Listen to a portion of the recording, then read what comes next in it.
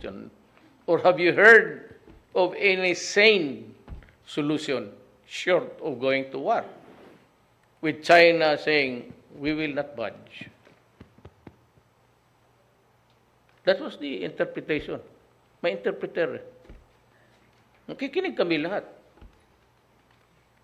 So yung ano niyo sa China, mamili lang kayo. So stop this nonsense about going there.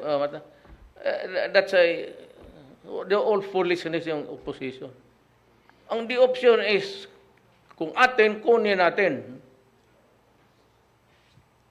Kunin natin. But are we ready to go to war? I declare war. I'll go to Congress. I will ask their permission.